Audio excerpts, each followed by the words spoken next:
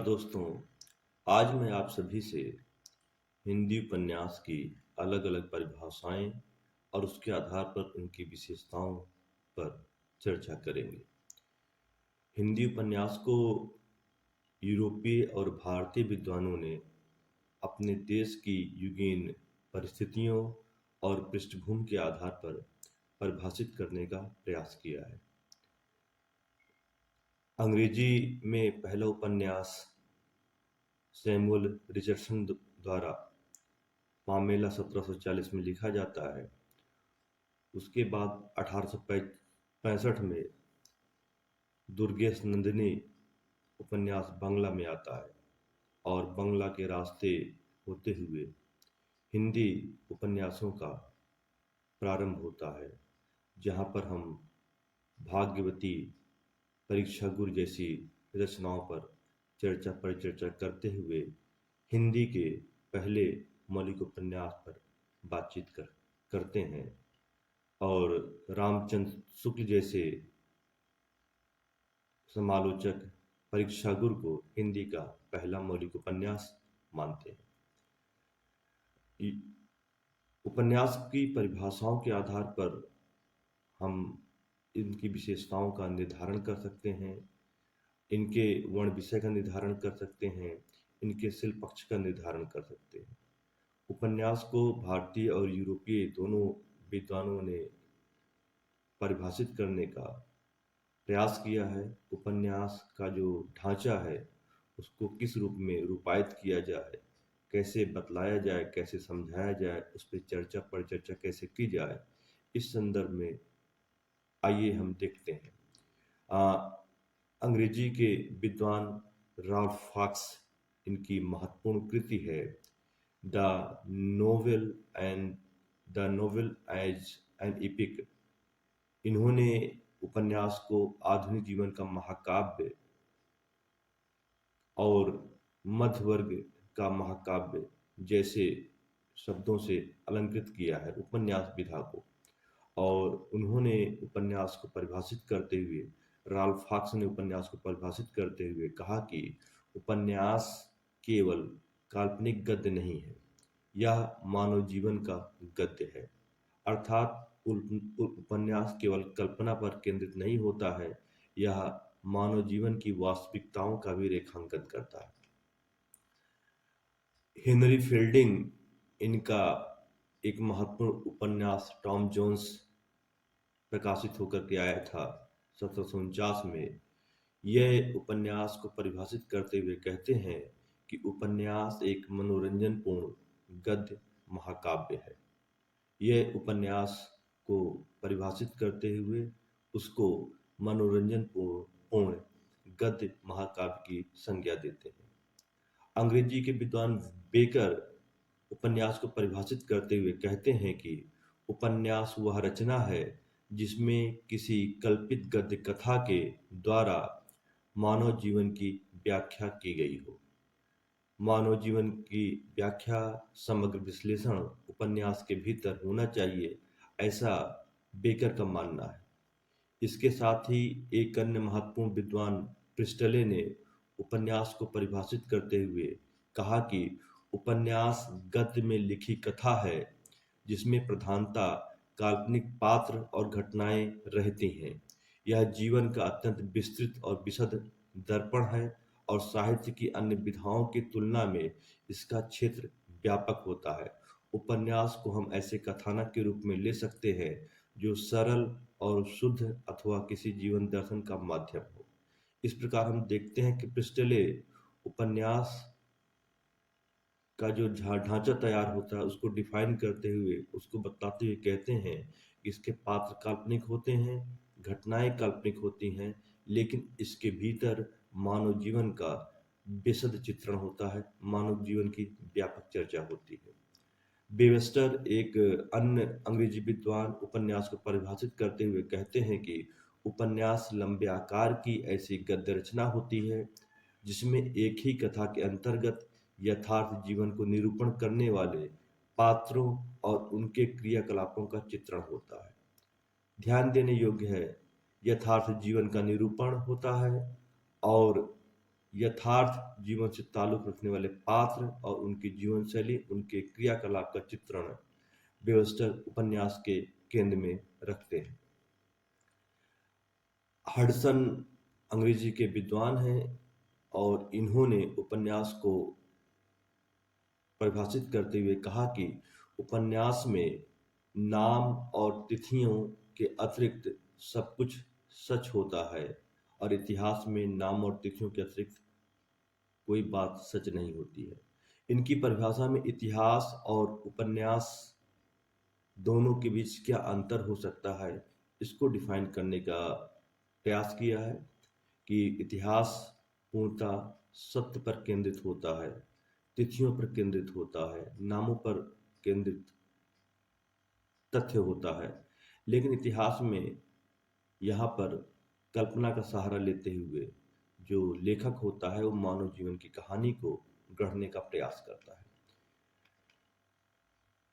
New English dictionary में उपन्यास को परिभाषित करते हुए उपन्यास के संदर्भ में बतलाते हुए कहा गया है कि उपन्यास वह बड़े आकार का गद्य आख्यान या वृत्तांत है जिसके कथानक में ऐसे पात्र और कार्य चित्रित होते हैं जो वास्तविक जीवन का प्रतिनिधित्व होने का दावा करते हैं।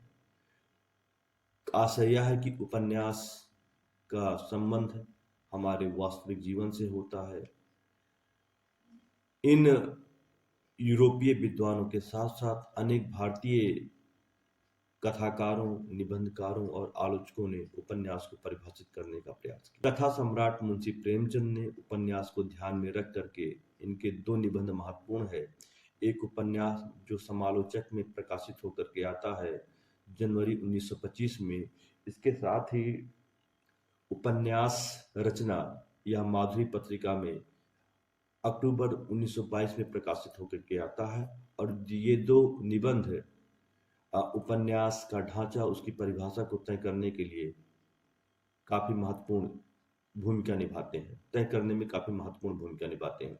प्रेमचंद उपन्यास को परिभाषित करते हुए उपन्यास के संदर्भ में अपना राय रखते हुए कहते हैं कि वह उपन्यास को मानव जीवन का चित्र मानते हैं और मानव चरित्र पर प्रकाश डालना, इसके रहस्य को खोलना उपन्यास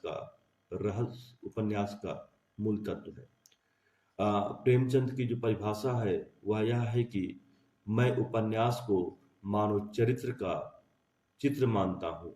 मानव चरित्र पर प्रकाश डालना और उसके रहस्य को खोलना ही उपन्यास का मूल तत्व है। यह विचार प्रेमचंद ने अपने निबंध उपन्यास में प्रदर्शित किए हैं। उपन्यास नामक निबंध में यह विचार प्रेमचंद ने रखा है। इसके साथ ही हजारी प्रसाद द्विवेदी हिंदी साहित्य के एक महत्वपूर्ण आलोचक, निबंधकार और उपन्यासकार निकल करके आते हैं। बाण भट्ट की आत्मकथा, पुनर्नवा जैसे महत्वपूर्ण उपन्यास उन्होंने हिंदी को दिए हैं। उपन्यास को परिभाषित करते हुए हजारी प्रसाद द्विवेदी कहते हैं कि उपन्यास आधुनिक जीवन की देन है।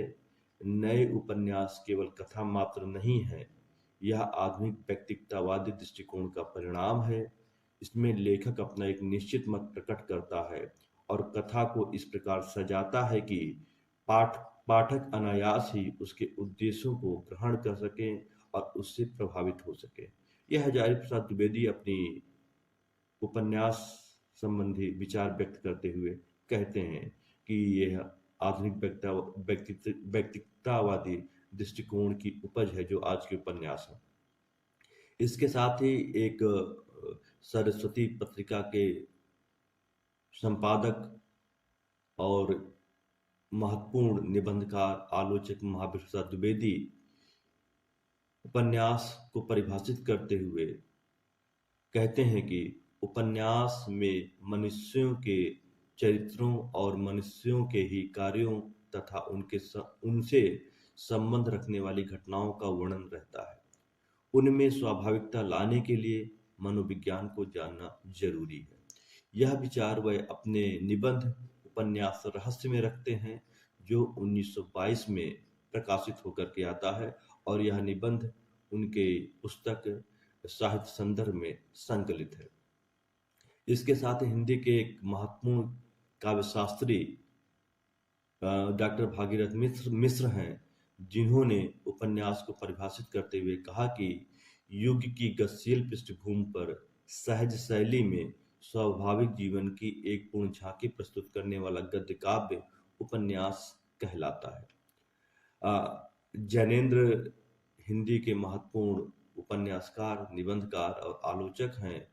उन्होंने उपन्यास पर अपनी राय रखते हुए कहा कि उपन्यास एक गद्यमय आख्यान है जिसमें मानव के सुख दुख एवं पीड़ा का वर्णन रहता है।